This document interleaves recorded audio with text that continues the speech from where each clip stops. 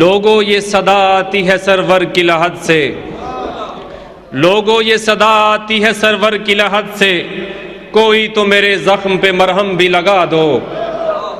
لوگوں یہ صدا آتی ہے سرور کی لحد سے، کوئی تو میرے زخم پہ مرہم بھی لگا دو، یا قبر زہرا پہ بنا دو کوئی سایہ، یا قبر زہرا پہ بنا دو کوئی سایہ، یا سایہ گنبد میرے روضے سے ہٹا دو۔ خطاب فرمائیں گے جناب خطیب العرب جناب پیر آصف علی گیلانی صاحب، آپ حجرہ شامل کی۔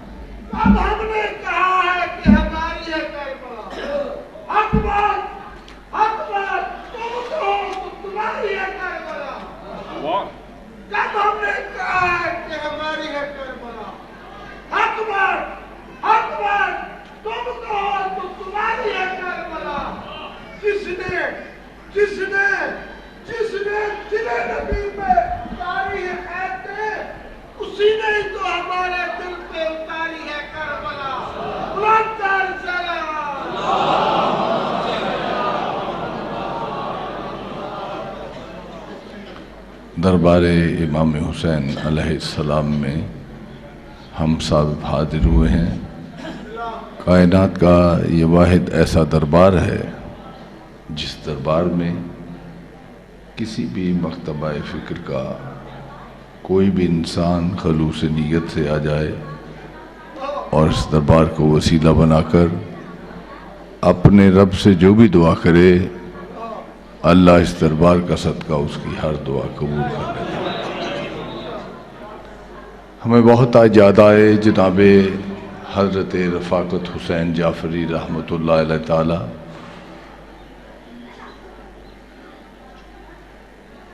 جناب محترم ظفر حسین بھٹی صاحب اور رفاقت جعفری صاحب کے لیے بالخصوص، اور ظفر بھٹی صاحب کے خاندان کے تمام مرحومین کے لیے خصوص بالخصوص، اور میرے سمیت جتنے بھی ہم سب یہاں دربار معصوم علیہ السلام میں حاضر ہوئے ہیں، اپنے سب مرحومین کے لیے، چونکہ سخی کا دربار ہے، بھیک سب کو ملتی ہے،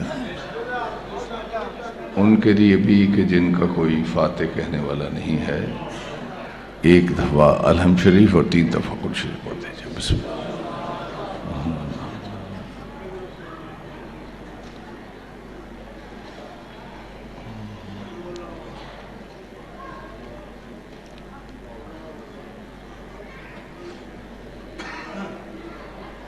الصلاۃ والسلام علیک یا رسول اللہ وعلی آلک یا حبیب اللہ۔ بسم اللہ الرحمن الرحیم۔ امن یجیب المضطر اذا دعاہ ویکشف السوء، رب اشرح لی صدری ویسر لی امری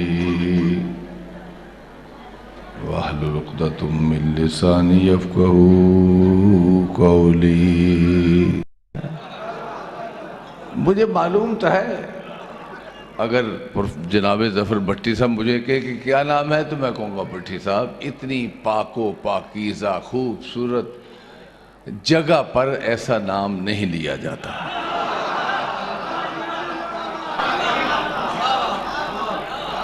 تو وہ قریب بیٹھے تھے، انہوں نے کہا یا رسول اللہ، آپ پر میرا ماں باپ قربان ہو جائے، یہ جنت والا امام کون ہے؟ سارے صاحب سن رہے تھے سوائے کے مور کا۔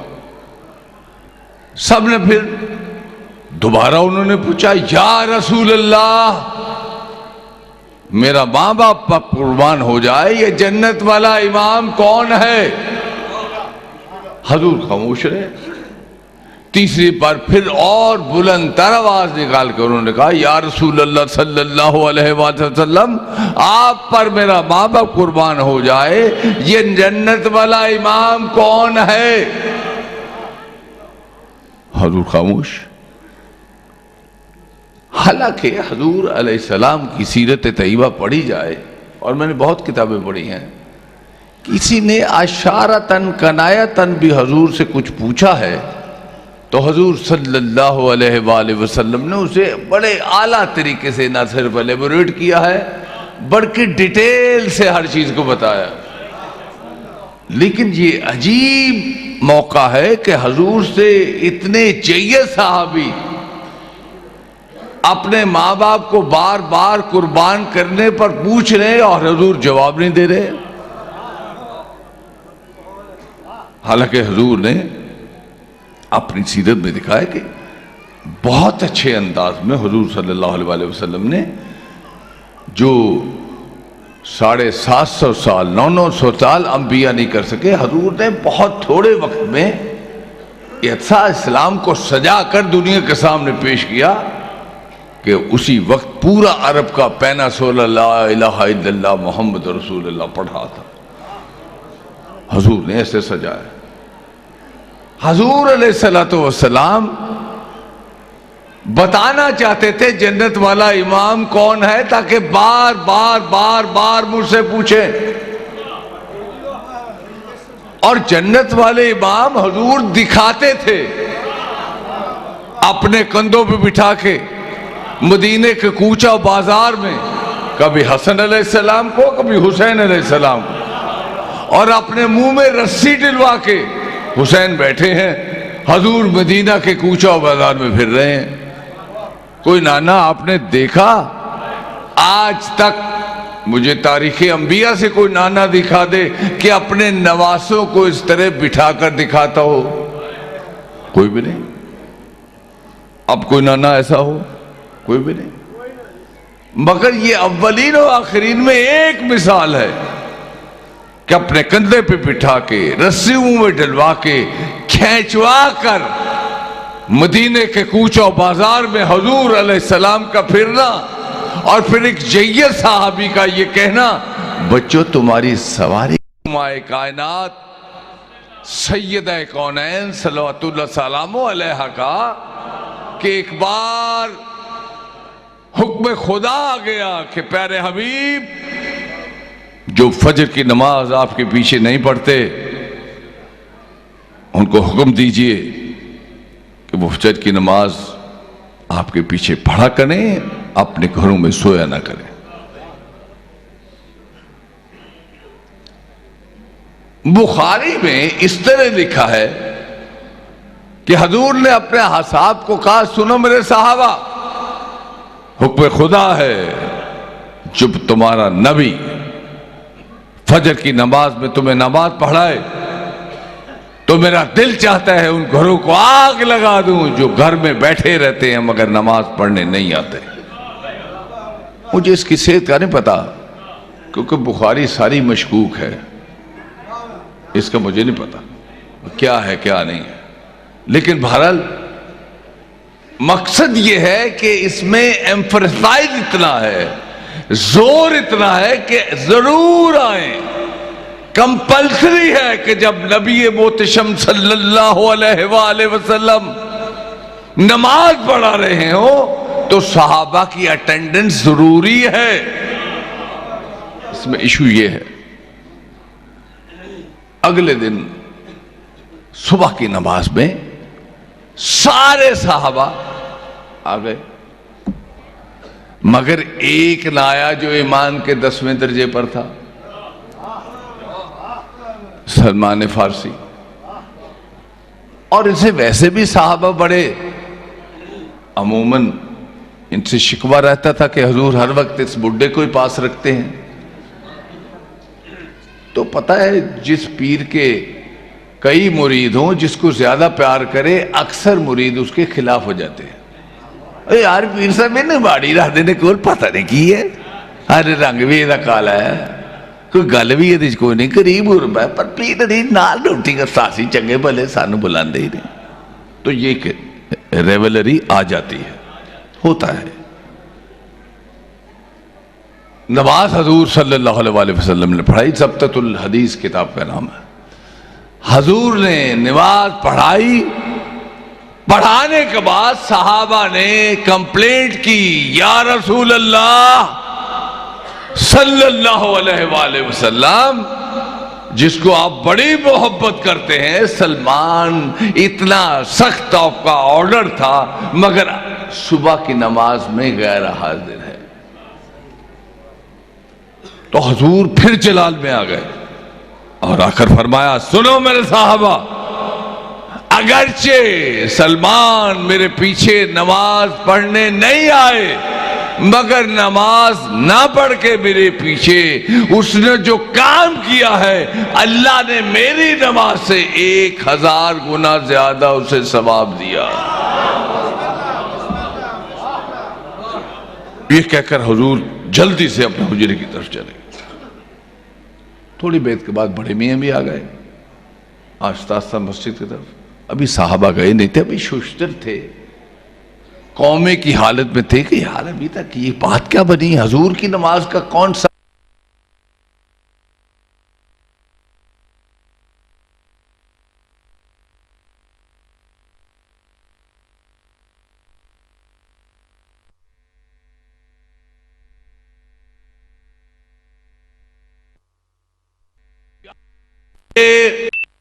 اخی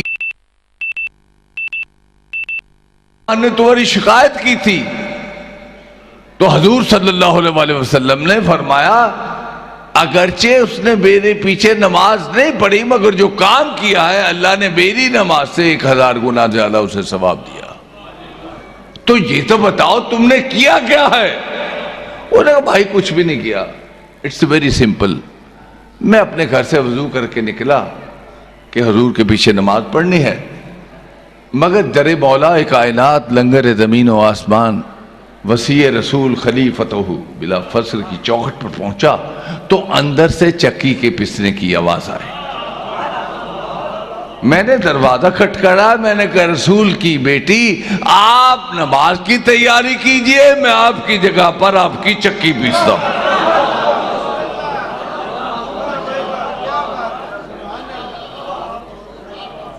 حضور علیہ السلام نے بتایا اپنے صحابہ کو کہ جو میری بیٹی کی تھوڑی سی نصرت کرتا ہے اللہ اور نبی کی نگاہ میں اس کا کیا مقام ہوتا ہے.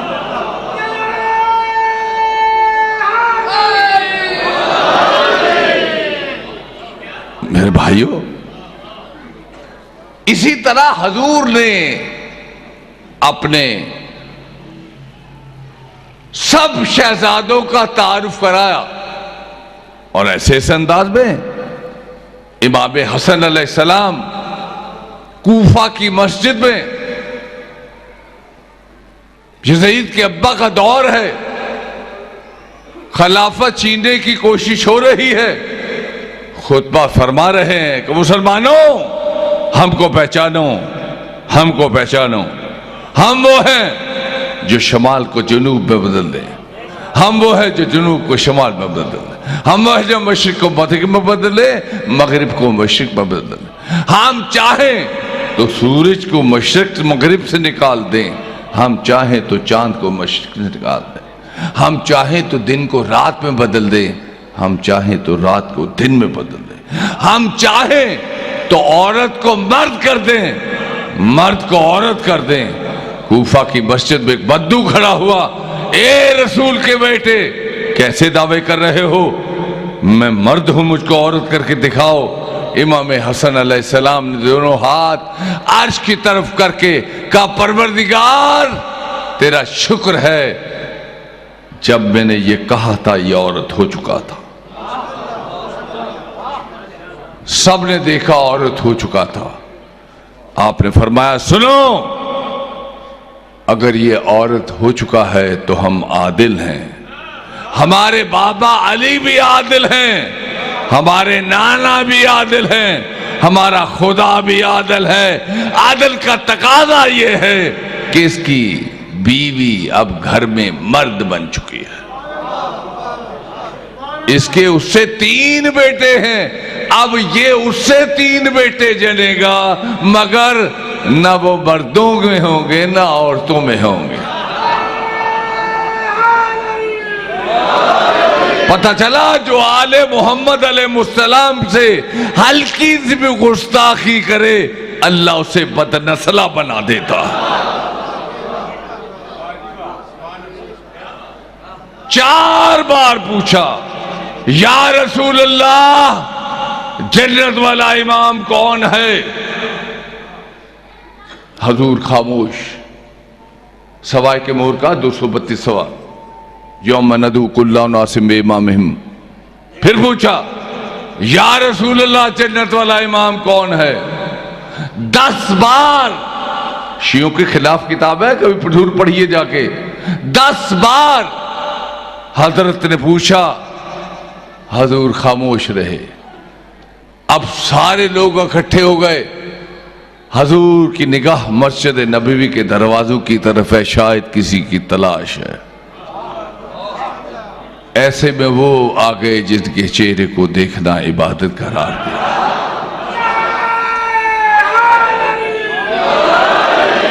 حضور نے دور سے آواز دی، یا علی، یا علی۔ بدعت کہنے والو، کتابوں تم اندھے ہو گئے ہو، کتابوں میں نہیں پڑھتے؟ حضور کہہ رہے ہیں یا علی۔ پتہ چلا یا علی کہنا سنت رسول ہے۔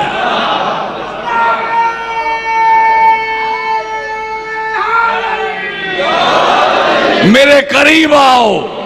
جو ہی مولا کائنات علی علیہ السلام حضور کے قریب آئے، حضور نے بازو تھاما، کھڑے ہو گئے اور دایاں بازو اٹھایا۔ یہ غدیر سے پہلے کا واقعہ ہے۔ اٹھایا، 1 بار نہیں، 2 بار نہیں، 3 بار نہیں، 4 بار نہیں، 5 بار نہیں، 10 بار نہیں، 20 بار نہیں، 40 بار، 70 بار حضور نے آواز بلند سے بلند کر کے کہا، سنو میرے صحابہ اور سنو ابو بکر، جنت والا امام علی ہے، جنت والا امام علی ہے، جنت والا امام علی ہے۔ کہتے ہیں جس نے کلمہ پڑھا تھا اس وقت تک حبشہ میں تھا، ہندوستان میں تھا، جہاں جہاں تھا، سب کے کانوں میں حضور کی آواز گئی کہ جنت والا امام علی ہے، جنت والا امام علی۔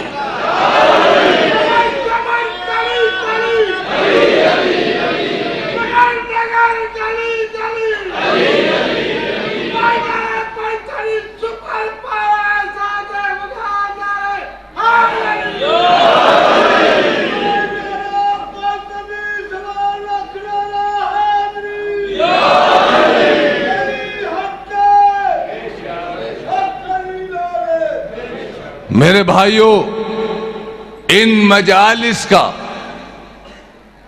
پیغام یہ ہے کہ لوگ معرفت اہل بیت چھوڑتے جا رہے ہیں۔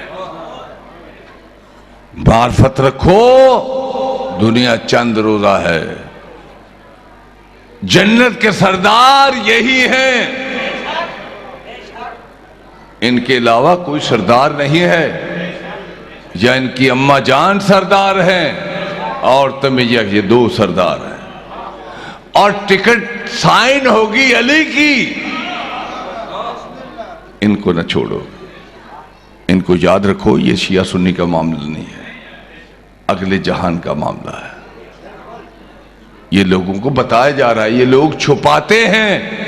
میرا سلام اس عظیم منصف کو جو اپنی کرسی پر بھی انصاف کرتا ہے اور لوگوں کے لیے انصاف چاہتا ہے، دوزخ سے بچ کے جنت کی طرف آ جائے۔ میرے بھائیوں، یاد رکھو، ان مجالس میں معرفت ان ہستیوں کی کرائی جاتی ہے جن سے محبت کا اجر جنت ہے، اور یہ آنسو یہ اس لیے بہائے جاتے ہیں تاکہ کہیں ہمارا بھی یزیدی ٹولے میں نام نہ آ جائے. یاد رکھنا بھائیو، یزید قاتل تھا حسین کا، شمر قاتل تھا، پسر سعد قاتل تھا، یہ سب قاتل تھے، لیکن جنہوں نے کربلا میں یزیدیوں کو گھوڑے دیے تھے وہ مالک بھی قاتل تھے. جنہوں نے ان کے لیے کھانے پکائے تھے وہ بھی قاتل تھے. جنہوں نے ان کو راستے بتائے تھے وہ بھی قاتل تھے. جنہوں نے وہاں تمبو کناتیں لگائی تھیں وہ بھی قاتل تھے. جب 10 محرم کو خبر ہر طرف بھول گئی، مدینے میں خبر پہنچی، جو بولا حسین کے حق میں وہ جنت والا، جو خاموش رہا دوزخ والا. ہم تو اس وقت نہیں تھے، لیکن آج بھی صدائے حسین بول رہی ہے، چل رہی ہے. تم کدھر ہو؟ حسین والے ہو کہ یزید والے ہو؟ یہ مجلس کرا کے ریفرینڈم کرایا جا رہا ہے کہ یا رسول اللہ ہم غلامان حسین ہیں، ہم ادھر نہیں ہیں، ہم وہ نہیں ہیں کہ 10 محرم کو اپنی قبروں پر جا کے پھول چڑھائیں، ہم وہ نہیں ہیں 10 محرم کو جا کے اپنی قبروں پہ مٹی ڈلوائیں، ہم وہ نہیں ہیں. اس لیے کہ یہ کام یزید کے فوجیوں نے کیا تھا، یزید نے کیا تھا، ان کے پھڑوں نے کیا تھا، حسین والوں نے یہ کام نہیں کیا. یہ پیغام ہے، بچ جاؤ، وقت ختم ہو چکا ہے، بہت مشکل وقت آ رہا ہے. میرے بھائیوں، پنجتن پاک رسول اللہ کے گھرانے میں تشریف فرما ہے. ابھی کربلا نہیں ہوئی، حسین 3 سال کے ہیں.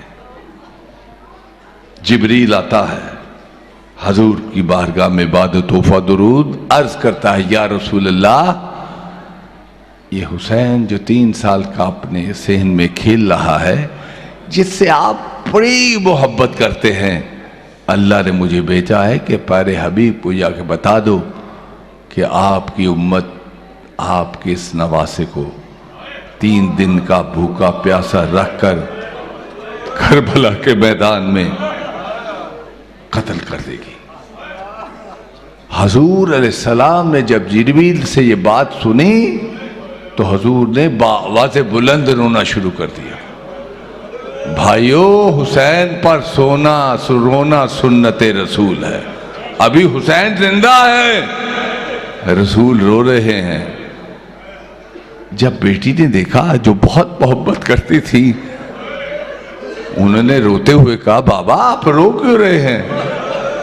کہا بیٹی ابھی جبریل آیا تھا، اس نے آ کے عرض کی ہے کہ آپ کا بیٹا حسین، اس کو آپ کی امت بے جرم خطا کربلا کے تپتی دھوپ پر 3 دن کا بھوکا پیاسا قتل کر دے گی. ماں نے سنا تو مامی نے رونا شروع کیا، اور روتے روتے بہنوں یہ کہا بابا کیا اس وقت آپ ہوگے؟ تو حضور علیہ السلام نے فرمایا نہیں بیٹی میں نہیں ہوں گا. کہا ابو الحسن ہوں گے ان کے والد گرامی؟ کہا نہیں وہ بھی نہیں ہوں گے. کہ ان کے بھائی حسن ہوں گے؟ کہا وہ بھی نہیں ہوں گے. کہا بابا میں ہوں گی؟ کہا نہیں بیٹی آپ بھی نہیں ہوں گی. تو ایک ماں کی حسرت، بابا میرے بچے کو روئے گا کون؟ بابا میرے بچے کو روئے گا کون؟ گریا چل رہا ہے. ایسے میں جبریل پھر آیا بعد توفہ درود و سلام، حضور کو عرض کرنے لگا یا رسول اللہ، اللہ یہ فرما رہا ہے کہ ہماری کنیز خاص کو تسلی دیجئے اور بتائیے کہ گھبرائے نہ، اللہ ایک قوم پیدا کرے گا.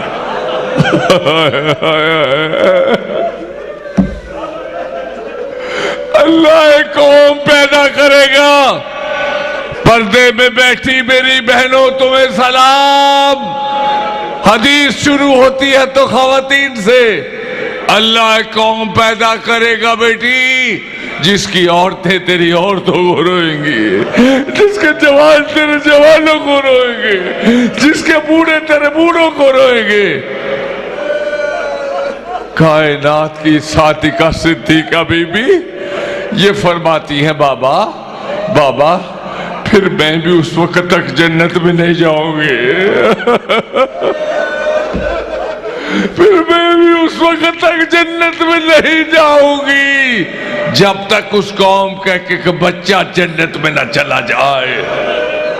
جنتی ہو، یہ جنت کے چہرے ہیں، خدا کی قسم۔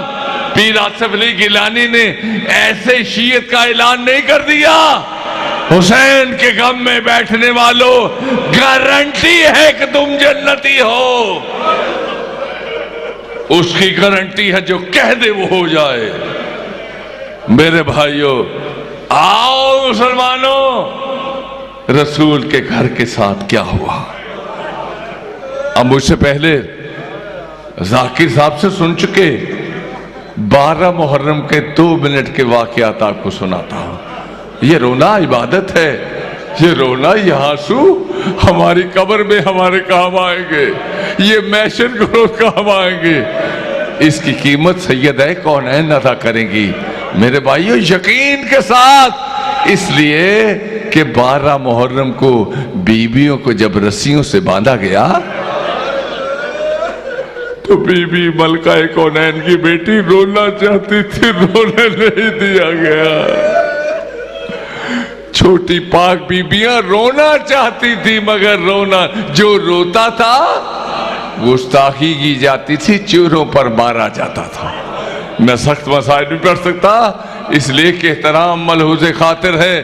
سنیے میرے بھائیوں، 12 محرم کو جب بیویوں کو رسیوں سے باندھ کر بے پلا اونٹوں پر بٹھا سوار کر دیا گیا، ایسے میں سید سجاد، جن کے گلے میں توق، پیروں میں بیڑیاں، ہاتھوں میں ہتھکڑیاں، جانوروں کی طرح کھینچتے ہوئے لے جا رہے تھے، تو پھر بی بی نے کہا، سید سجاد تیرا رنگ کیوں پیلا ہو گیا بیٹا، اپنے آپ کو سنبھالو۔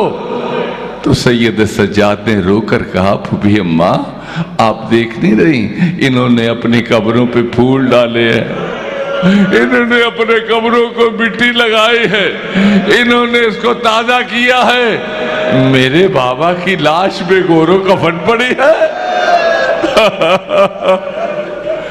ظلم کی انتہا، سارے شہداء کے جسموں کو شمر، خولی، بسر سعد نے قطار میں لگایا اور کچھ نیزے منگائے، ہر شہید کی لاش سے اس کا گردن علیحدہ کی جاتی تھی تیز خنجر سے، اور انہیں سے لگایا جاتا تھا۔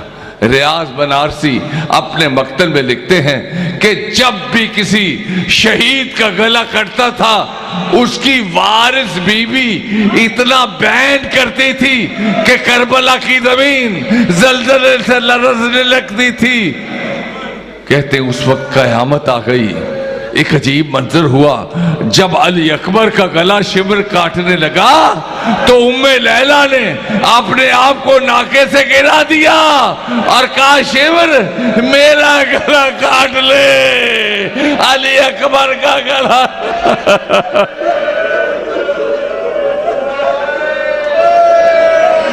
علی اکبر کا گلا لگا، اور عجیب منظر یہ ہوا کہ وہ سکہ سکینہ، وہ اہل بیت کی غیرت، آقا عباس علمدار کا گلا جب کٹا